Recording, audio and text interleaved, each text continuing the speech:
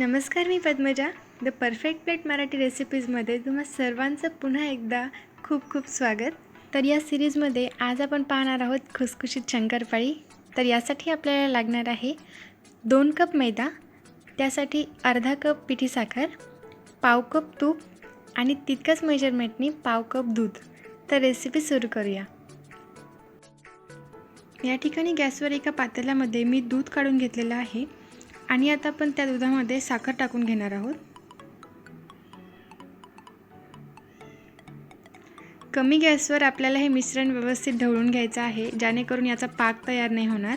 साखर व्यवस्थित विरघळून झाली की आपल्याला लगेच गॅस बंद करायचा आहे. तर या ठिकाणी ही साखर व्यवस्थित दुधात विरघळली आहे. आता आपण लागलीच गॅस बंद करूया. या ठिकाणी मी एका बाउलमध्ये 2 कप मैदा काढून घेतलेला आहे आणि आता आपण त्यामध्ये तूप घालून घेणार आहोत. हे तूप तुम्हाला अतिशय कडक करून घ्यायचं आहे. तुम्ही पाहू शकता त्याला टाकल्याबरोबर छान असे बुडबुडे येत आहे. आता हे मिश्रण आपण छान चमच्याच्या साहाय्याने एकत्र करणार आहोत. हातांना सोसेल असं झालं की मग तुम्ही हे हाताने छान असं सुटसुटीत करून घेऊ शकता. सगळं तूप मैद्याला व्यवस्थित चोळून घ्यायचं आहे, ज्यामुळे आपली शंकरपाळी खुसखुशीत व्हायला मदत होते.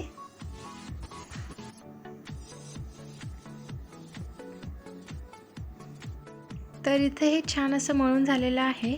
नेक्स्ट स्टेपसाठी हे रेडी आहे की नाही हे पाहण्यासाठी अशी हातांची मूठ वळून पाहायची. जर ही बसत असेल तर अगदी छान तयार झालेलं आहे. आता आपण यामध्ये थोडं थोडं करून दूध आणि साखरेचं मिश्रण टाकून घेणार आहोत आणि त्याला छान एकजीव करायचं आहे. या मिश्रणासाठी आपण जे साखर आणि दुधाचं प्रमाण दिलेलं आहे ते अगदी परफेक्ट आहे, पण जर तुम्हाला लागत असेल तर तुम्ही 2 ते 3 चमचे दूध कोमट करून यामध्ये वापरू शकता. याचा एक छान असा गोळा तयार करून घ्यायचा आहे, जो थोडा घट्ट पाहिजे. अशा पद्धतीने हा गोळा इथे छान असा मळून तयार आहे. आपण याला साधारण अर्धा तासासाठी मुरण्यासाठी ठेवणार आहोत. साधारण 30 मिनिटांनंतर हे पीठ इथे छान असं मुरून तयार आहे. आपण हलक्या हलक्या हातांनी याला परत एकदा मळून घेऊया आणि याचे 2 समान भाग आपण करून घेणार आहोत. एक पोळी लाटून घेऊया. आपण इथे 1 सेंटीमीटर जाडीची पोळी लाटून घेणार आहोत. या पद्धतीने तुम्ही पाहू शकता याची जाडी साधारण 1 सेंटीमीटर आहे. आता आपण याचे काप करून घेणार आहोत.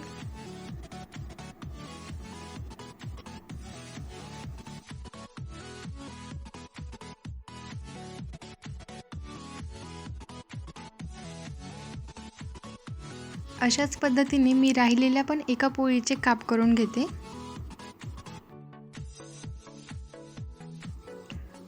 कढईमध्ये तेल गरम करून घेतलेलं आहे आणि आता आपण त्यामध्ये शंकरपाळी टाकून घेणार आहोत.